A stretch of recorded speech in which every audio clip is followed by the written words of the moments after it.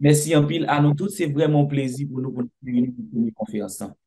Bonjour, Justine. Bonjour, Alexandra. Bonjour, Michel. Merci pour tout. Et est-ce que Alexandra peut partager son écran? Parce que je suis sur mon portable. Avant de commencer, je souhaiterais présenter mes compliments à la Fondation Haïti Maritime pour cette première conférence maritime sur Haïti, qui est censée être une innovation. Et mes remerciements aussi pour la vitrine offerte aux chercheurs haïtiens dans le but de présenter les résultats de leurs travaux, de leur production scientifique. Aujourd'hui, nous allons parler des dynamiques locales et degrés de participation des communautés de base dans la gouvernance des aires marines protégées en Haïti. Donc, notre équipe d'intervenants, comme l'a si bien souligné Ralph, est constituée de moi, Alexandra Pierre, doctorante de notre université et de l'université Quisqueya, entre les laboratoires littoral, télédétection, géomatique, environnement, LETG en France et l'équipe de recherche sur les changements climatiques en Haïti, et la docteure Rodney Gentil, et puis le professeur Michel Dess. Partager un peu après la belle introduction faite par Monsieur Rossini Jean-Jacques. Et le contexte de création des aires marines protégées haïtiennes, la présentation des terrains d'études du parc des Trois-Baies dans le nord et du parc de l'île Lavage dans le sud, qui a fait l'objet d'une publication scientifique dans la revue Les Études caribéennes, l'invisibilité des aires marines protégées haïtiennes. Et notre conclusion portera bien évidemment sur les perspectives d'un autre modèle de restauration des milieux côtiers et marins par le bas dans le pays.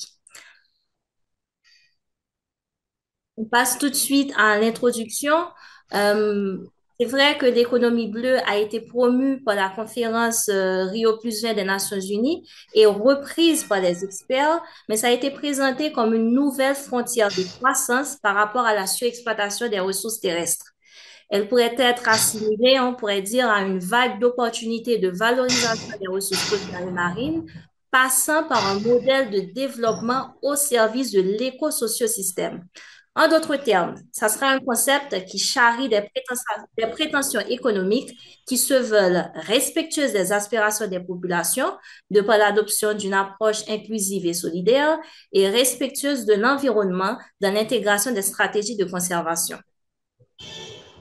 Cette économie bleue qui, comme a dit Koumaï et Sazoa en 2019, permet de miser sur les principes de durabilité, de renforcer les activités littorales et maritimes et d'améliorer les revenus, euh, aussi se déploie dans le territoire liquide d'une mer en phase de reconquête en tant que bien commun, pour répéter la prix Nobel 2009 Elinor Ostrom. Elle regroupe 5 secteurs clés que M. Rossini Jean-Jacques a bien présenté, mais ces secteurs ont été affinés à 7 par la Banque mondiale dans le contexte de la Caraïbe insulaire. Il s'agit certainement de ceux bien établis de l'énergie renouvelable des océans, de la pêche et du tourisme. On peut citer un exemple, les travaux de recherche relatifs à la conversion de l'énergie thermique des mers qui pourra suppléer à la production de l'électricité à partir du pétrole importé et en constante hausse, la pêche qui a produit 500 millions de dollars américains en 2019 et fournit des emplois stables à 350 000 personnes réparties entre 17 pays, selon le Development Bank of Latin America and the Caribbean. Les plages qui, à elles seules, génèrent 318 millions de dollars américains par an de dépenses touristiques, rien que dans 5 pays de la Caraïbe orientale, avec 565 000 visiteurs croisiéristes attirés par leurs aspects naturels et immaculés d'après le Caribbean Retinal Oceanscape Project. En tenant compte de la dispersion spatiale des îles de la Caraïbe, il faudra ajouter le transport maritime à la liste des secteurs clés. En tenant compte aussi de la vulnérabilité environnementale, il faudra ajouter le climat, la gestion des risques, la gestion des déchets et le traitement des eaux. Effectivement, selon le FMI, la région est 7 fois plus vulnérable aux risques d'ouragan et 6 fois plus vulnérable aux impacts économiques des changements climatiques, sachant que 65% de ces populations vivent à moins de 3 km des côtes et un tiers à moins de 10 mètres au-dessus du niveau de la mer. Comme l'a si bien dit M. Rossini Jean-Jacques, grâce à l'économie bleue et selon l'OCDE, ce sont à travers le monde 40 millions d'emplois et 3 000 milliards de dollars de valeur ajoutée des océans auxquels la Caraïbe aura accès d'ici 2030. La vulgarisation du concept de l'économie bleue a donné naissance à tout un vocabulaire bleu auquel a été adjoint de qualificatif, à tout un vocabulaire auquel a été adjoint de qualificatifs bleus. Croissance bleue, gouvernance bleue, compatibilité bleue, c'est-à-dire des plans nationaux déterminés relatifs au changement climatique appliqués aux milieux côtiers et marins. Ce geste a été approprié dans ma thèse sur la gestion de la gouvernance et la gouvernance des aires marines protégées dans la Caraïbe, supervisée par les professeurs Michel Dess et Evans Emmanuel. Le terme impérialisme bleu y a été employé pour dénoncer toute pratique d'accaparement des ressources côtières et marines par des puissances ou institutions plus au fait des techniques de valorisation. Au niveau régional, des outils financiers controversés ont vu le jour, comme les obligations bleues garanties par des organismes supranationaux et bientôt des crédits de carbone bleu faisant de la flore marine un puits de carbone. Au niveau national, la conservation côtière et marine d'Haïti a été dominée par les États-Unis, les grandes ONG internationales et les agences des Nations unies. Au niveau local, le blue washing a été décrié par les populations du port de l'île à Vache lors du projet touristique Destination Île à Vache. Les tentatives d'implémentation du gouvernement haïtien se sont heurtées à une réaction collective contre la dépossession de leurs ressources naturelles, ou plus de leur patrimoine naturel. Au regard de ces faits historiques et d'actualité, une économie bleue qui se veut intégrateur devra aligner les promesses d'investissement des milieux côtiers et marins sur deux types d'exigences. Celle de protection environnementale dégagée par les politiques nationales et celle de justice sociale dégagée par les populations locales. Les aires marines protégées, outils de conservation du bien commun de la mer, pourra servir de méritoire d'expérimentation dans le contexte haïtien. Le méritoire est vu comme un espace approprié dans lequel le mariage terre-mer est envisagé en levier de développement du futur, comme l'a écrit le géographe français Jean Olifaux. En termes d'objectifs de présentation, oh, pardon.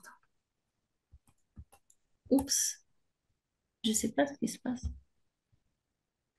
Alors, en termes d'objectifs de présentation, on va présenter les modèles de gouvernance en cours dans les aires marines protégées haïtiennes et valoriser un modèle de gestion centré sur les populations, c'est-à-dire les communautés de base. Alors, la parole à notre docteur Jocelyne Rodet-Gentil. Merci à tous et à toutes. Merci à Alexandra et Vanessa de Saint-Pierre. Et maintenant, je vais essayer de décrire le contexte de création à l'échelle de la Caraïbe des aires marines protégées haïtiennes.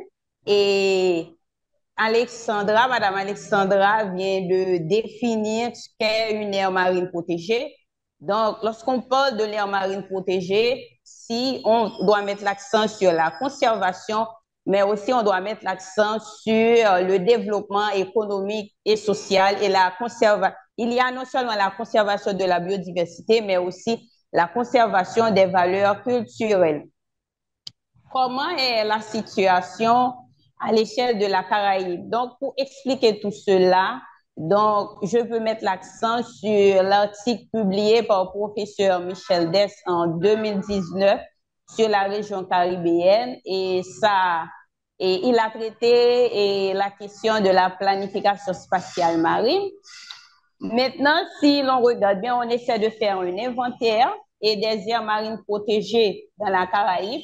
Actuellement, il y a 210 aires protégées dans la Caraïbe insulaire. Donc, et ça ne cesse de se multiplier.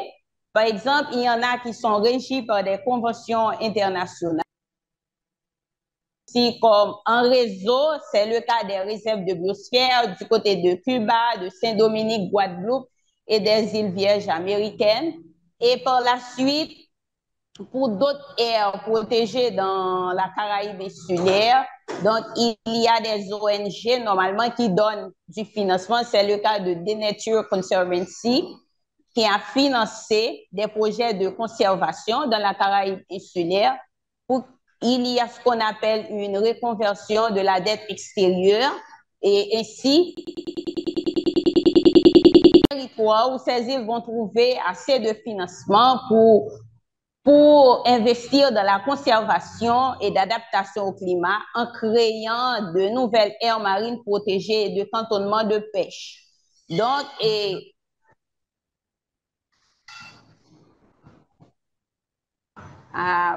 hello, hello. Ça va? Ça va maintenant? Est-ce que ça va maintenant? OK. Par exemple, par exemple, pour les actions menées à Barbuda, on a spatialisé près de 33% de l'espace maritime en sanctuaire marin contre 66%. OK, je reviens après la coupure. Je vais avancer un peu rapidement. Donc, dans la Caraïbe insulaire, en général, lorsqu'on a la labellisation des aires marines protégées, normalement, ça va attirer en quelque sorte des touristes. Maintenant, comment Haïti va emboîter le pas à l'échelle de la région caribéenne pour créer des aires marines protégées? Normalement, il faut savoir que Haïti a signé la Convention sur la diversité biologique et c'est ainsi que le ministère de l'Environnement va rédiger un document cadre et en 2020, dont le titre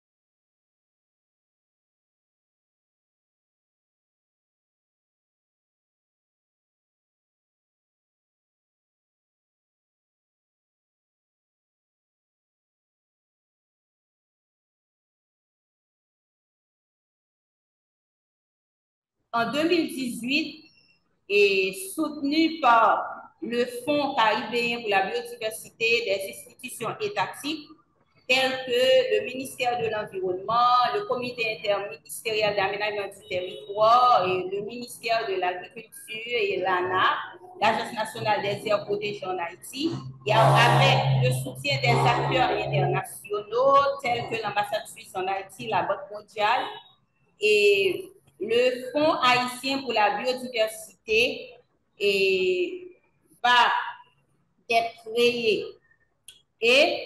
Et on a pu constater, avec, je pourrais dire, un montant de 13 millions de dollars américains, normalement, il pourrait y avoir certains projets pour la conservation et, par exemple, les communautés de base pourraient en profiter et il y a aussi des chercheurs haïtiens et les universités pourraient en profiter pour mettre en place des projets de conservation ou encore pour faire des recherches scientifiques. Mais jusqu'à présent, et je pourrais dire, ce fonds n'est pas encore disponible pour faire une conservation efficace. Donc, qu'est-ce qu'on peut dire? Et en résumé, on voit que l'État haïtien signe des documents et participe à un ensemble d'initiatives à l'échelle internationale, à l'échelle de la région caribéenne et pour la conservation des aires protégées. Mais on voit que les conditions socio-économiques et des communautés de base restent les mêmes. Par exemple, on a normalement une précarité qui persiste à tous les niveaux. Et maintenant, on va voir normalement quelles sont les caractéristiques. Il y a des aires marines protégées qui ont été créées, mais maintenant, quelles sont les caractéristiques écologiques, historiques des aires marines protégées d'Haïti spécifiquement? On peut parler du Parc national des Trois-Baies et du Parc national de l'Île-à-Vache. Et sur la carte, vous pouvez voir normalement les différentes aires marines protégées qui ont été créées, mais c'est surtout à partir de 2010 avec Haïti. Donc, Haïti, et je peux dire l'État haïtien a pris part à Haïti au Japon. Normalement, le gouvernement haïtien a signé le protocole d'Aichi. Donc, l'objectif 11, c'est de protéger environ 10% et du territoire marin et on devrait conserver ça, mais ça créer des aires protégées en général. Maintenant, qu'en est-il pour le parc national des Trois-Baies? Le parc national des Trois-Baies, comme vous pouvez voir sur la carte, sur la première, sur cette carte, le parc national des Trois-Baies se trouve au nord-est d'Haïti. Donc, il y a, lorsqu'on parle de Trois-Baies, baie de Limonade, baie de Caracol et baie de Fort-Liberté. Et par exemple, ces baies couvrent une large étendue et environ 20 km pour la seule baie de Caracol. Normalement, on voit qu'il y a des mangroves qui sont dégradés et par la suite, on a aussi des récifs coralliens au niveau du parc national des Trois-Baies qui sont aussi dégradés. Mais en général, selon une recherche que la protection, je vais dire la Fondation pour la protection de la biodiversité marine a fait en 2013, on voit que malgré le niveau de dégradation des mangroves de la baie de Caracol, les services environnementaux sont estimés à 3 156 000 dollars américains.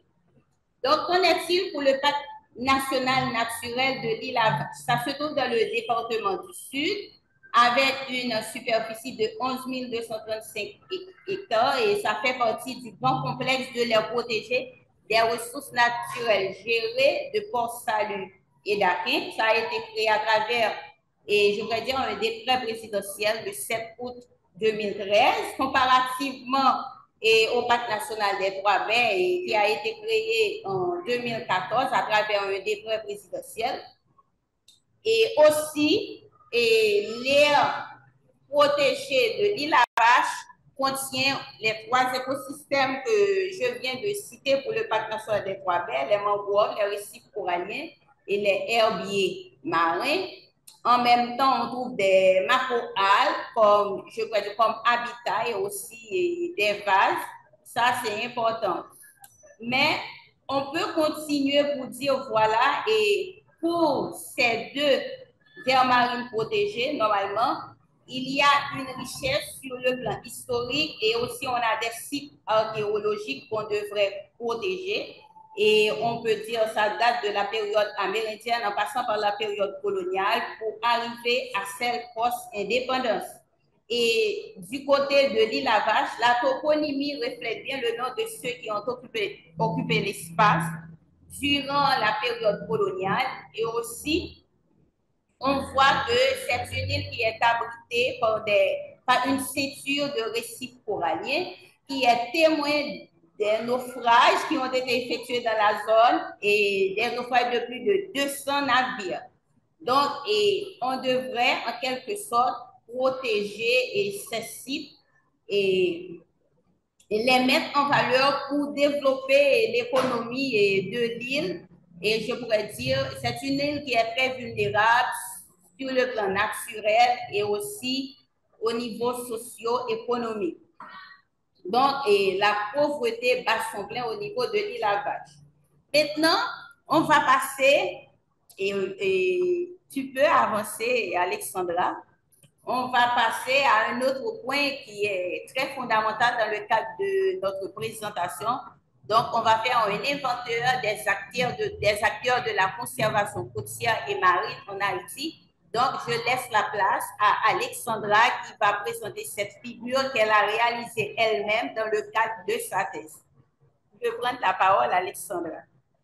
Merci beaucoup, Dr. Rodney Gentil, de m'avoir passé la parole. Je reviens vers vous, cher public. Effectivement, c'est un inventaire qui a été conçu en fonction des différentes recherches en cours dans le cadre de ma thèse, que je redis encore, qui est supervisée par le professeur Michel Dess et par le professeur Evans Emmanuel. Si on regarde bien ce graphe, on va voir que j'ai placé trois types d'acteurs, des acteurs de premier ordre, des acteurs de second ordre et des acteurs de troisième ordre.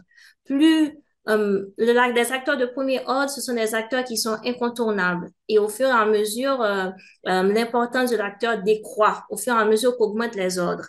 Dans l'introduction, je vous avais dit que je vous avais parlé d'impérialisme bleu.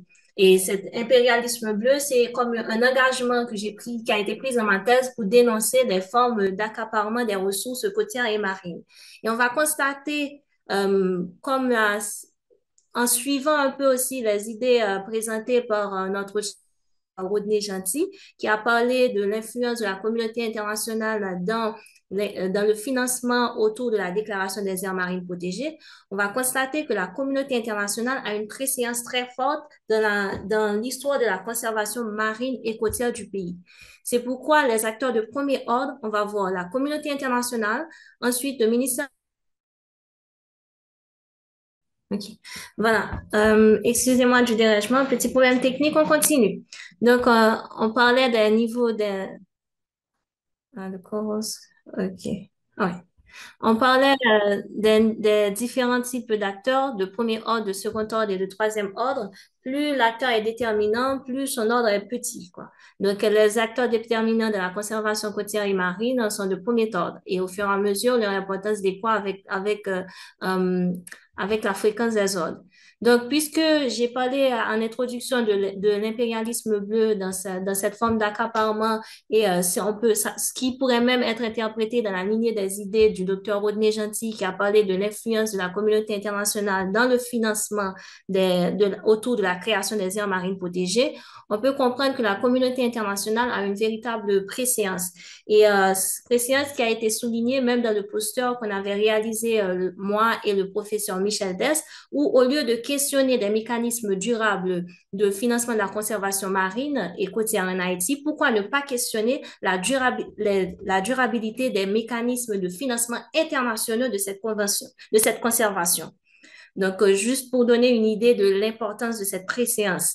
Et bien sûr, la communauté internationale ne peut pas agir sans l'État. Et puisqu'il y a l'État, ça passe à travers le ministère de l'Environnement qui a la charge de la protection de la biodiversité marine et côtière dans le pays.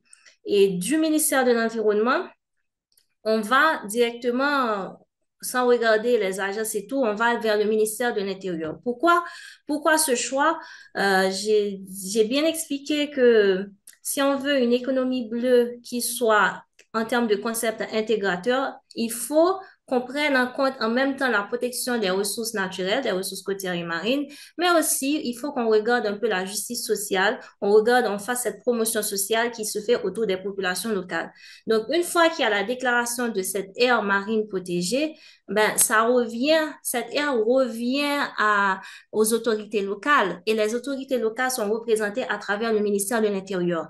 Donc, si on veut parler de socio-écosystème, c'est clair que le ministère de l'Intérieur regagne une certaine importance parce qu'elle représente en même temps les autorités locales. Ça peut paraître un schéma assez ambigu parce que les élus ne devraient pas être assujettis à des institutions nationales, mais c'est le format actuel. Donc, maintenant, on a les acteurs de second ordre. Ça peut être ce sont des acteurs qui ont une préséance institutionnelle dans le pays. Depuis toujours, depuis bien avant, hein, on a toujours c'est le ministère de l'Agriculture qui est un acteur historique dans tout ce qui a rapport avec la politique environnementale du pays. Cet acteur-là a transféré une partie de son pouvoir avec l'arrivée du ministère de l'Environnement, qui a été créé en 95 et qui, heureusement, en 2020, a finalement pu avoir sa loi organique. Donc, qui a permis de stabiliser un peu les missions de chacune des institutions. À travers le ministère de l'Agriculture, on peut regarder, quand on regarde les textes de loi du ministère de l'Agriculture, ils ont un impact dans le sens que, bon, ils font la promotion de la politique économique dans les domaines des ressources naturelles et aussi ils agissent beaucoup en milieu rural. Donc, les espaces protégés se trouvent dans ce pays du dedans que Madame Marie-Alice Théard fait la promotion, ce pays du dedans où les ressources naturelles ont un minimum d'impact qui permettent une certaine conservation. On a le ministère des Travaux publics aussi comme acteur de second ordre. Pourquoi? Ben, parce que le ministère contient des institutions assez importantes, tout comme le CEMANA. Donc, qui fait partie de ce ministère. On a aussi nos ports, hein, nos ports en le sens avec l'administration générale qui est sous l'égide de l'administration générale des douanes, même si on n'est pas dans le cabotage, mais le port, vu par rapport aux pollutions qu'il génère, qui ont été bien soulignées par Monsieur Rossini-Jacques, c'est à force, ça finira par avoir des impacts sur la biodiversité marine. Bon, je ne rentre pas dans les détails pour la baie de Port-au-Prince, qui n'est pas une aire protégée, mais qui représente quelque peu une certaine catastrophe écologique aussi pour nos chercheurs. On ne sait pas ce qui se passe dans la mer de la baie de Port-au-Prince. On ne sait pas quels sont les impacts sur la biodiversité, surtout que cette mer a fait l'objet de remblaiement, de dragage, et il y a un port dedans. Donc, le ministère de la Planification comme acteur de second ordre. Pourquoi? Mais c'est le ministère de la Planification qui s'assied sur le développement stratégique du pays. Et il y a même des directions qui sont assez intéressantes, comme la direction d'aménagement du territoire et de développement local. Si on parle d'aires marines protégées, si on parle de population locale, de protection de la biodiversité, et on ne peut pas ne pas voir le schéma global de développement du pays, parce que même si l'aire marine protégée, c'est une portion de mer, c'est un méritoire approprié, il reste inscrit dans un territoire qui est soumis à une législation, qui est soumis à un schéma de développement local, qui pourrait être promu par les plans de développement communaux.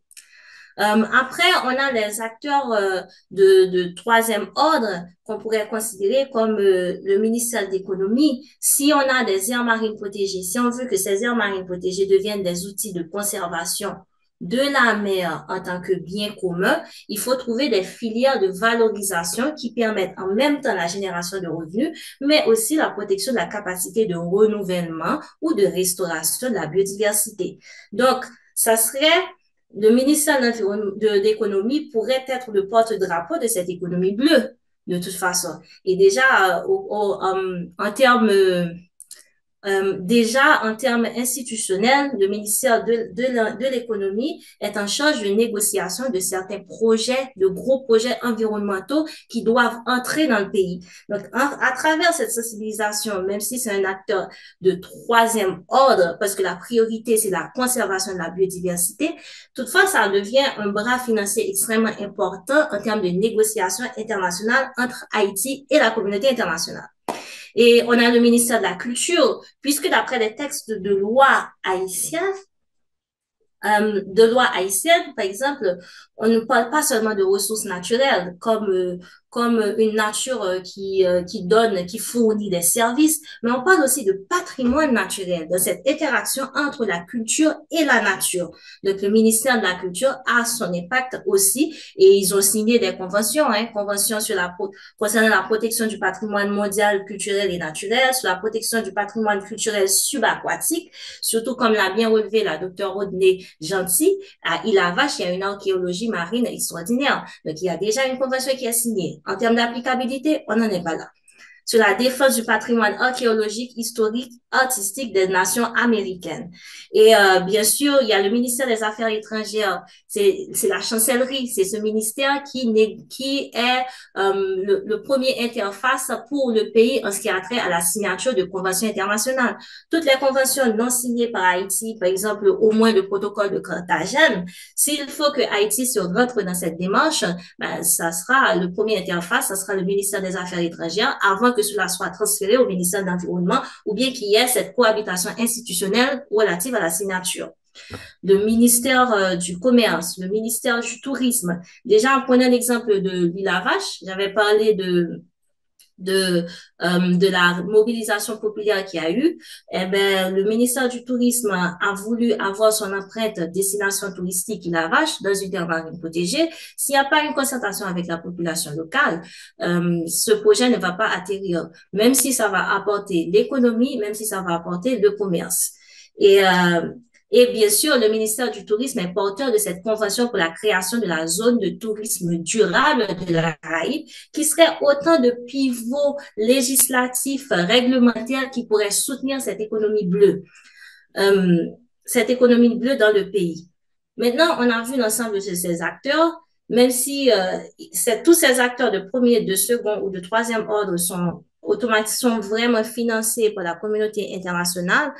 J'ai oublié le ministère de l'Éducation avec l'éducation relative à l'environnement, dans son duplicata avec la direction de l'éducation de l'éducation environnementale à l'intérieur du ministère de l'Environnement.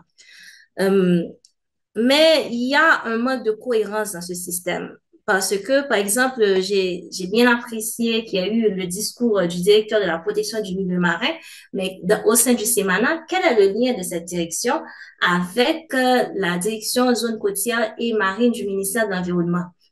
Donc, en termes de cohérence, de cohésion d'un secteur de gouvernance. Par exemple, comme autre élément, et notre cher docteur Gentil l'avait bien souligné, si on parle de population locale, si on parle, je vais plus loin, de justice sociale, qu'en est-il du rôle des femmes dans le secteur de la conservation côtière et marine, en prenant seulement l'exemple de la pêche, qui a une approche totalement genrée, où les femmes participent pleinement à l'écoulement des ressources halieutiques. On n'a pas de représentation directe formelle du ministère à la condition féminine dans le schéma de gouvernance de la conservation côtière et marine. Et même dans les textes de la loi organique, on ne sent pas cette orientation, ce mariage entre la femme et les ressources naturelles.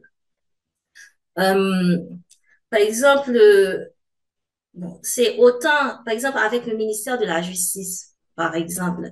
Qu'en est-il de la réglementation de la force de police? Déclarer une aire, le ministère de l'Environnement déclare cette aire, c'est bien.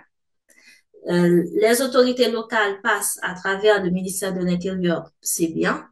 Mais en termes d'application de la loi, quand il y a conflit, et s'il faut, c'est pas tout le temps qu'il faut des incitatifs, mais s'il faut accorder, exercer une force de police, qu'en est-il?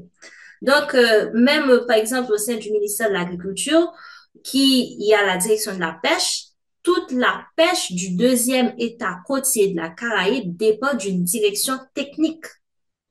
Qu'en est-il de son influence? Qu'en est-il de la force? Et comment une direction technique de la pêche et aquaculture peut être en interface avec une agence nationale des aires protégées? Ça montre une véritable discordance dans le secteur, une véritable discordance dans la conservation côtière et marine. Avoir le SIAT, le comité interministériel d'aménagement du territoire, quel est son rôle, quelle est sa place? Parce qu'on a l'impression que soit c'est un rôle, vu que ça dépend de la primature, donc c'est un rôle qui devient au-dessus des ministères, mais en même temps qui est dans les ministères. Donc, quelle est la cohérence de tel système? C'est pourquoi, dans les faits, on se retrouve avec soit une multiplicité d'acteurs, comme au parc des Trois-Belles, il y a beaucoup d'acteurs, associations locales, communautés internationales, ou bien il n'y en a pas tant que ça, comme à l'île Lavage, parce que tout le monde a peur de cette île qui s'est toujours appropriée de ses ressources naturelles et qui a voulu revendiquer leur conservation côtière et marine. Donc, voilà, c'est tout pour l'inventaire des acteurs institutionnels et je vais passer la parole à Dr. Rodney Gentil et j'espère, je ne sais pas comment ça va se faire au final, qu'il y aura des questionnements du public pour m'inciter à aller plus loin dans les réflexions.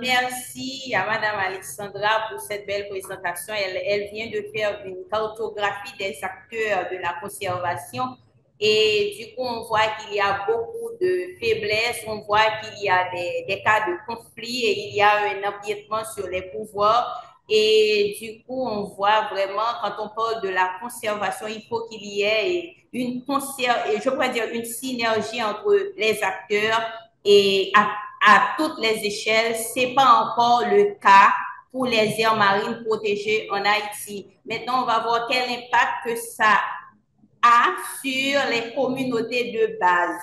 Et ainsi, je passe la parole à professeur Michel Dess et c'est lui qui va développer pour nous le point sur l'invisibilité des aires marines protégées haïtiennes. Merci, Justine.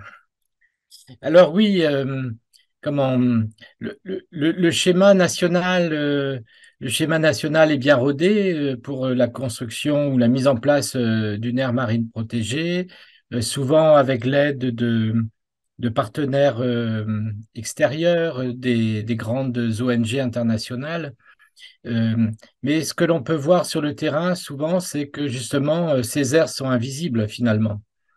Alors, d'une part, ben, comme vient de le montrer comment, Alexandra Vanessa Pierre, euh, on voit bien qu'il y a une difficulté entre les différents corps ministériels hein, de se concerter et de s'organiser, premièrement.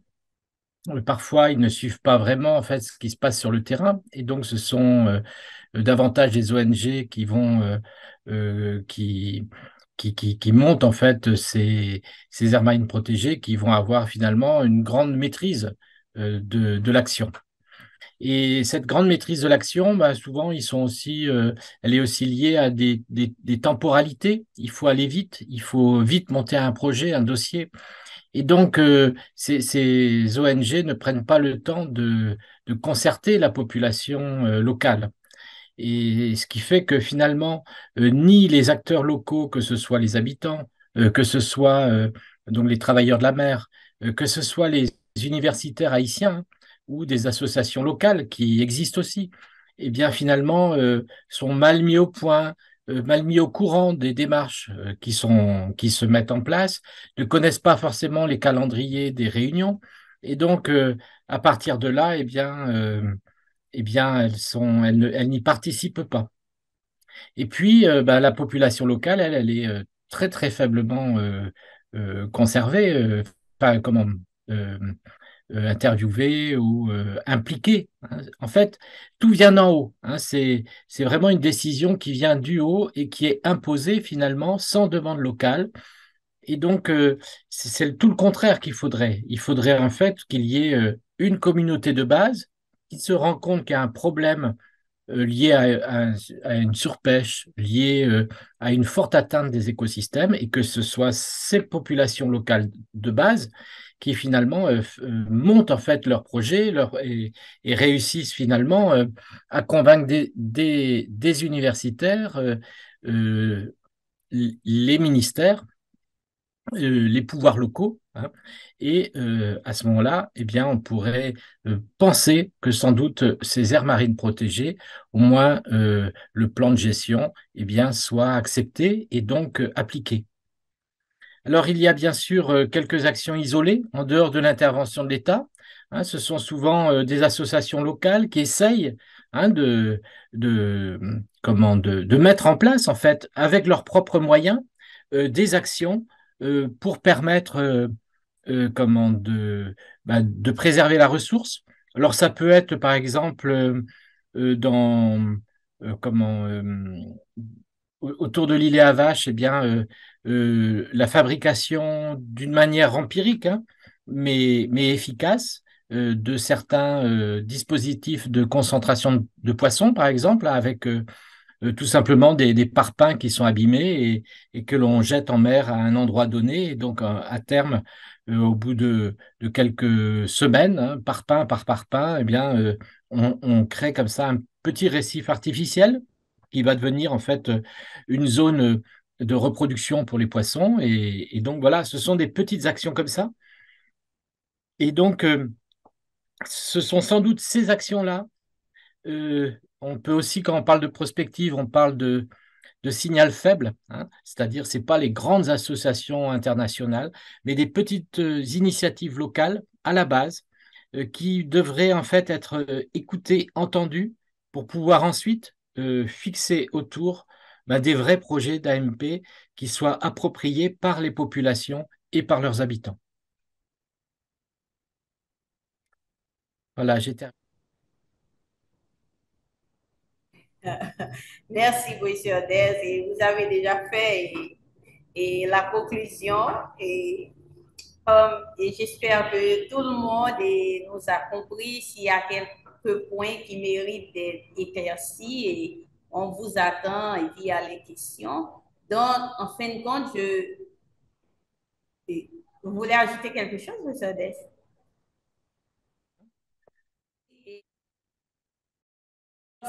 En parlant de la gestion des aires marines protégées en Haïti, donc il faut qu'il y ait, je pourrais dire, la consultation des communautés de base bien avant même la création des aires marines protégées parce que, je pourrais dire, ces gens vivent la réalité et ces gens sont sur le terrain, ils connaissent mieux le terrain et que certains acteurs, et par exemple, comme on a des acteurs internationaux, comme des acteurs nationaux, normalement, on doit les consulter d'abord pour inventorier leurs besoins. Donc, on doit créer les aires marines protégées avec les communautés de base. C'est pourquoi, dans le cadre de cette présentation, on privilégie ou encore on met l'accent sur une gouvernance par le bas. On doit commencer, ça doit être démarré avec les communautés de base ou encore les riverains. Je vous en remercie. Merci à Mme Alexandra Pierre, à M. Odès et merci à tout le monde.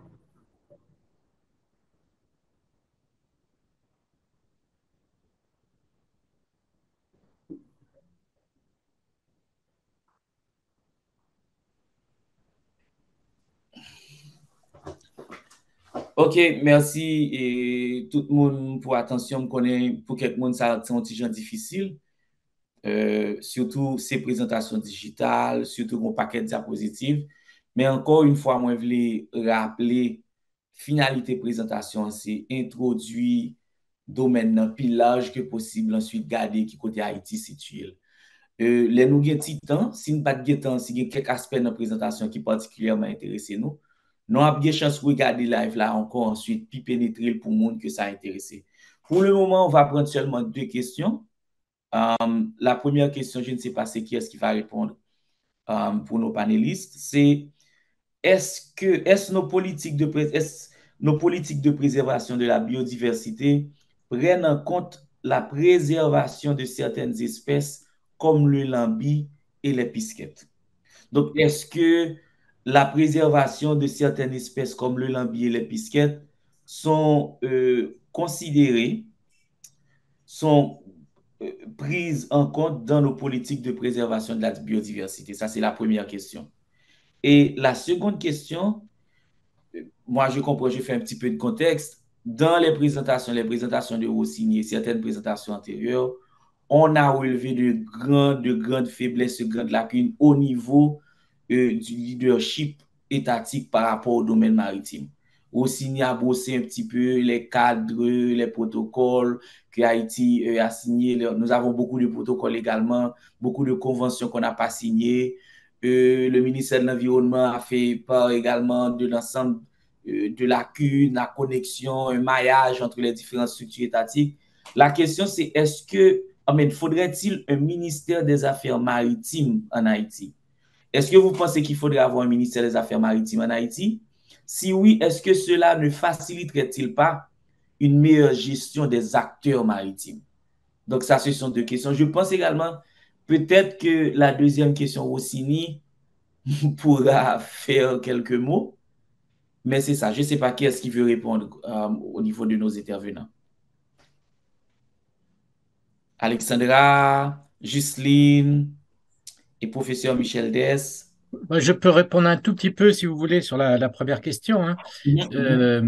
Comment, que ce soit la pêche au lambi ou des petits poissons, ce que l'on peut remarquer à Haïti, c'est que la pêche, elle porte beaucoup sur les juvéniles et que donc finalement, on assèche complètement la reproduction et donc ça pose des problèmes sur la pêche dans le futur finalement, hein, puisque quand on regarde la taille des coquilles de lambi, elles sont de plus en plus petites.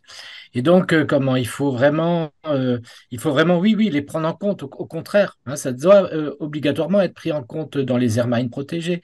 Le but d'une aire marine protégée n'est pas de protéger ce qui est extraordinaire, Il faut le faire, bien sûr. S'il y a des lamantins, il faut les protéger. S'il y a des dauphins, il faut les protéger. Mais il faut aussi protéger les espèces de base, en fait, que l'on retrouve sur les récifs, que l'on retrouve à proximité des villages, hein. Et donc, il faut vraiment les protéger. Par contre, ce dont on n'a pas parlé, c'est que il faut aussi permettre, pour que les pêcheurs ne pêchent pas des juvéniles, il faut aussi prévoir des compensations. C'est-à-dire que je ne pêche pas dans telle zone pendant 3 à 4 ans, le temps que la taille des lambis grossisse ou des petits poissons, mais en compensation, eh bien, je vais peut-être être employé par l'aire marine protégée pour repiquer des mangroves, pour développer des récifs artificiels. Enfin, il faut de la compensation si on veut que ce soit efficace. Ah, ok. Merci. Merci. Il n'y a pas d'autres ajouts? S'il n'y a pas Oui, d'autres ajouts, oui, oui. et Alexandra, Alexandra veut parler? ou bien Ghislaine? Oh oui, Vous me parlez, comme oui. professeur Dess vient de le dire, voilà, lorsqu'on parle de protection, on ne peut pas cibler uniquement les espèces charismatiques telles que les baleines ou encore les requins, mais on doit essayer de protéger d'autres types d'espèces telles que les juvéniles. Par exemple, en Haïti, on a les juvéniles du poisson perroquet et, en créole haïtien, on dit c'est boutou. Donc, et cette espèce est surexploitée en Haïti. Peut-être si on ne protège pas les juvéniles de poissons perroquets, donc après un certain temps, on pourrait avoir ce qu'on appelle une diminution du stock et même ça pourrait entraîner ce qu'on appelle la disparition de certaines espèces de poissons perroquets. Qu'en est-il pour les tortues marines? Par exemple, à l'échelle internationale, on a tout un ensemble de conventions qui protègent les tortues marines, telles que on a la Convention de Washington, il y a, et, par exemple, la Convention de Bonn, et par la suite, comme je peux citer que cela. Donc, Haïti, dans le décret du 27 octobre 1978, dans l'article 97 sur le droit de pêche, donc, chez nous, la capture de tortues est interdite formellement durant les mois de mai à la conservation de certaines espèces. Et lorsqu'on parle de gestion, lorsqu'on parle de la, je pourrais dire, de la protection.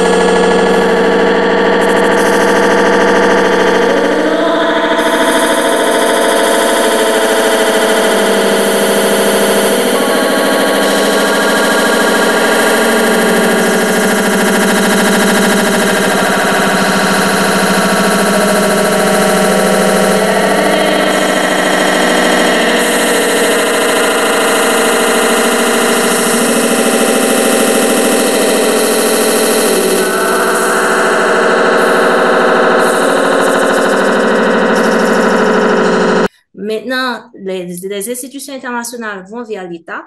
Bien entendu, il y a eu des études à avoir été faites, par exemple, avec la Société Audubon, le CEPF, avec la FOPOBIM et même l'USAID dans les années 1985, qui ont permis de faire un inventaire de ces écosystèmes marins et côtiers parallèlement à ces écosystèmes terrestres. À partir de ces inventaires, les techniciens, le ministère de l'Environnement montent un dossier, d'accord, pour essayer de convaincre l'État. Il faut remarquer que la plupart des aires, toutes les aires marines protégées haïtiennes, ce sont des arrêtés. Donc, quand c'est un arrêté, je ne suis pas avocat, mais je tiens à spécifier que quand c'est un arrêté, ça facilite une déclaration rapide, mais en termes de consistance législative, il n'y a rien. Parce qu'il n'y a que, comme a dit et la docteure Rodney Gentil, ce sont des paper parks, des parcs sur papier. Maintenant, après la déclaration, ce sont les plans de gestion qui vont permettre une opérationnalisation. Ce sont ces plans de gestion qui vont dire, il y a telles espèces et il faut protéger ces espèces. Donc, comme l'a dit le professeur Dess et comme l'a dit encore la docteure Rodney Gentil, il ne suffit pas de protéger que les espèces emblématiques, charismatiques, endémiques, tout ce qu'on veut, hein, mais il y a aussi des espèces de base et je rentrerai même en considérant la mer comme un patrimoine culturel. Il y a aussi des habitudes des populations locales sur des consommations d'espèces types qu'il faudrait prendre en compte. Ce n'est qu'à travers le plan de gestion qu'on pourrait voir vraiment quelles sont les espèces qui devraient être protégées. Et dans tous les plans il y a à peu près six plans de gestion pour les aires marines protégées. Si je me réfère bien au discours du directeur général de l'ANAP, Monsieur Jantel, en 2021, il y a à peu près 6 plans de gestion. Et de ces 6 plans de gestion, j'en ai lu 4. Jusqu'à présent, je n'ai pas vu dans les plans de gestion qu'on préconisait la protection des lambis et des pisquettes. Mais, dans la Caraïbe, en se référant au texte de Pascal Safache, il faut voir qu'on a 3 écosystèmes principaux. On a les mangroves, les herbiers et les récifs coralliens. Si on fait de la protection de la biodiversité, on fait de la protection des habitats. Par exemple, en protégeant des habitats comme les herbiers marins, on va pouvoir agir sur les lambis. Et aussi, en ayant d'autres méthodes, d'autres pratiques de pêche, en appliquant par exemple le décret de François Duvalier sur la pêche, on saura qu'il ne faut pas pêcher les juvéniles. On aura un petit peu de paix avec les pisquettes et compagnie qui sont d'autres habitudes de consommation alimentaire. Donc, ce n'est que par rapport à ça qu'on pourra savoir vraiment où veut aller cette conservation. Et là, les politiques ne démontrent pas ça directement de manière à citer, voilà, on va protéger les lambis dans le plan de gestion. Je voudrais aussi intervenir sur le deuxième point. Est-ce qu'il ne faudrait pas un ministère des Affaires maritimes? Je ne rentre pas dans le domaine de M. Jacques, mais je tiens à préciser que les affaires maritimes et la protection de la biodiversité, il y a une certaine nuance, hein. Donc, si dans une aire marine protégée, on est intéressé à la navigation, c'est parce que cette navigation peut être source de pollution par rapport à la protection des écosystèmes. Mais on n'est pas intéressé à la navigation en tant que telle, mais plutôt à son impact dans la gestion et la gouvernance de l'aire marine protégée. Maintenant, en termes de ça, c'est un avis personnel. En tant que citoyen, est-ce qu'il faut à tort et à travers des ministères? Parce qu'un ministère, ça représente un poids dans les dépenses publiques. Mais on a des directions, elles ne sont pas effectives, mais elles existent quand même. On a une direction de gestion des zones côtières et marines. On a une direction au ministère de l'Environnement. On a une direction de la protection du milieu marin et hydrographie, si je me trompe pas, au SANA. On a une direction de la pêche et aquaculture au ministère de l'Agriculture, pour ne citer que ça. Donc, si cette structure existe, est-ce qu'il faut vraiment un ministère de la mer? Ou bien, sinon, s'il ne faut pas de ministère de la mer, ben, peut-être qu'il faudra changer le nom du ministère de l'Environnement. Peut-être que ça sera le ministère de l'Environnement et de la mer. Si on est il faut bien que Haïti apprenne à assumer son patrimoine. Si on est le deuxième État côtier de la Caraïbe insulaire, on doit le faire savoir. On doit valoriser cet héritage qui va au-delà d'un héritage naturel, c'est aussi un héritage culturel dans notre interaction avec notre milieu, avec le milieu marin et côtier. Donc, je ne saurais donner une réponse précise au fait que s'il faut ou pas un ministère des Affaires maritimes, mais ce qui est important, c'est entre affaires maritimes et protection de la biodiversité, c'est deux points différents. Et déjà, la protection de la biodiversité marine et côtière est dévolue au ministère de l'Environnement. Est-ce qu'il ne faudrait pas renforcer le ministère de l'Environnement pour qu'il puisse atteindre une de ses attributions? Mais on pourrait aussi avoir une autre question. Est-ce qu'il ne faudrait pas un conseil qui réunit tous ces acteurs de la mer, hein, parmi lesquels on aurait tous les acteurs précités dans l'inventaire des acteurs institutionnels de la conservation côtière et marine? Donc, voilà. Merci. Bon, Et merci. merci. Merci un pile Alexandra, merci un pile Justine, merci également au professeur Michel Dess pour d'avoir exploré le tour de la question. C'est vrai, c'est vraiment des questions très, très pertinentes. Parce qu'après une présentation sur diagnostic leadership haïtien sur ça qui vient avec Air Protégé, il y a beaucoup de questions qui reviennent sur la table. Effectivement, on est toujours revenu à la case départ qui côté Haïti est dans ça qui vient à causer environnement et causer marine. La question qui concerne le ministère des Affaires maritimes, moi-même, dans l'histoire pays avant, il y a eu des ministères de marine haïtienne. Mais en général, dans l'histoire pays, les affaires marines sont beaucoup plus attachées, ou étaient beaucoup plus attachées au ministère de la Défense. Par exemple, vous gagnez un responsable militaire qui est à la fois responsable militaire de la Défense et de la Marine, ou un ministre de la Marine et de la Défense. Mais il était quand même occupé beaucoup plus des affaires politiques, des affaires de navigation politique, des affaires de politique internationale. Mais il n'est pas réellement dédié en ce qui a trait à la navigation, en ce qui a trait à l'environnement, en ce qui a trait au développement. C'est une question qui est sous table là. Avant de nous fermer présentation, si aussi nous avons peut-être ajouter quelques petits causes là-dedans. Et professeur Dess et Dr. Rodney et puis Alexandra Pierre et vous nous avez vraiment gracié de réponses et très lucides et très cohérentes aussi. Donc merci et c'est certainement de bons sujets et d'approfondissement. C'est sûr qu'à partir de ces interventions-là, il y a un pile de recherche, nous pourrons le faire encore. Donc je n'ai que des remerciements à vous adresser. D'où aussi l'opportunité d'insister sur la vision en termes d'administration maritime, d'air protégé en Haïti. Donc, c'est l'objectif de notre première conférence, c'est un petit peu enrichir les connaissances, les états des lieux pour qui côté nous y est. Et effectivement, s'il faut partir, il y a synchronisation sur plusieurs méthodes. Là, on est à la phase de l'éducation, c'est-à-dire la sensibilisation du public, éduquer un petit peu sur le sujet, faire comprendre qu'il y a différents domaines qui se rattachent l'un à l'autre. Donc, ça a été notre objectif pour la première journée, pour la première partie de la conférence.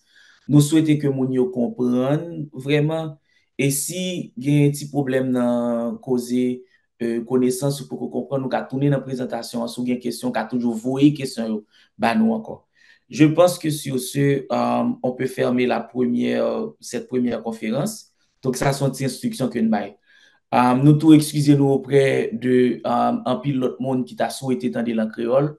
Nous annoncer que nous-mêmes tous nos nouveaux, c'est la première fois qu'on a fait une conférence digitale comme ça. Nous essayer le plus possible garder si nous partager le maximum d'informations avec le plus de fluidité possible. N'a pas amélioré, n'a pas pris critique. Ensuite, n'a gardé tout peut-être après conférence. Si on n'aura pas, si c'est pas nécessaire pour nous gagner d'autres petites conversations sur Twitter, sur d'autres espaces pour permettre que nous continuions la conversation. Parce qu'on est dans l'un de nos piliers qui est l'éducation pour la Fondation Haïti Maritime. Donc, comme ça, restez avec nous, on prend 5 minutes, le temps d'accueillir le prochain panéliste, our next presentator. Restez avec nous pendant 5 minutes, ensuite, on tourné encore notre petit temps. À bout de l'eau, on tourné.